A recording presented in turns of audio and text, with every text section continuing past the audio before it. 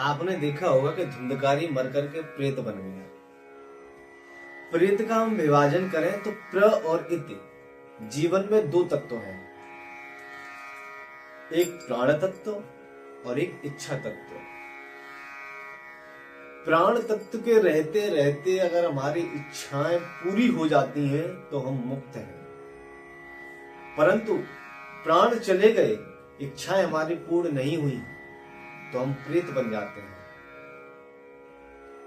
ऐसा ही धुंधकारी के साथ हुआ। धुंधकारी के प्राण तो चले गए परंतु उसकी इच्छाएं पूरी नहीं हुई, इसलिए वो प्रेत बन गया। एक हम सरल भाषा में समझें कि आपकी गाड़ी में डीजल भरा हुआ है और आपको जिस जगह जाना है आप उस डेस्टिनेशन पर पहुंच भी गए और अभी भी आपकी गाड़ी में 10 लीटर डीजल बचा हुआ है तो आप संतुष्ट रहेंगे, खुश रहेंगे। परंतु आपको जाना बड़ी दूर है, गाड़ी में डीजल कम है और रास्ते में पेट्रोल पंप भी नहीं है तो आप चिंतित होंगे, डरेंगे, अपने आप में असहज महसूस करेंगे कि अब क्या करें। इसीलिए आप अपने जीवन में अपनी जब तक प्राण है अपनी इच्छाओं को पूरा कर लीजिए, क्योंकि इच्छाएं हमारी कभी खत्म नहीं होती। जो मिला है वो ठाकुर जी की कृपा है, जो नहीं मिला है उसकी तो हमें कतई जरूरत ही नहीं है। जो प्राप्त है वही पर्याप्त है। अगर यही सिद्धांत हम अपने जीवन में अपना लेते हैं तो आप मुक्त हैं। मरने के बाद मुक्ति नहीं है, जीते जी मुक्ति है।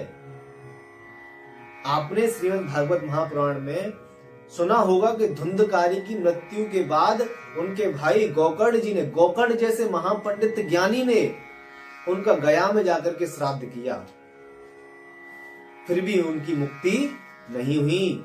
अगर आप यही सोच रहे हैं कि मरने के बाद हमारे बच्चे गया में जाकर के श्राद्ध कर देंगे तो हम मुक्त हो जाएंगे, ये गलत है। आप मुक्त होने वाले नहीं हैं, आपकी मुक्ति होने वाली नहीं है।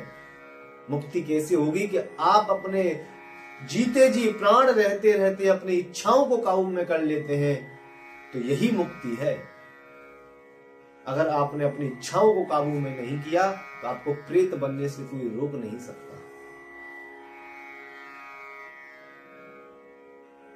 आप अपनी इच्छाओं को काबू में करिए, अपनी इच्छाओं को बलवान मत होने दीजिए, क्योंकि क्या पता मौत का कब पैगाम आ जाए, जिंदगी की कब आखिरी शाम आ जाए, कोई भरोसा नहीं है। इसलिए अपनी इच्छाओं को काबू में करिए। आप समझ गए होंगे कि प्रेत का असली अर्थ क्या है।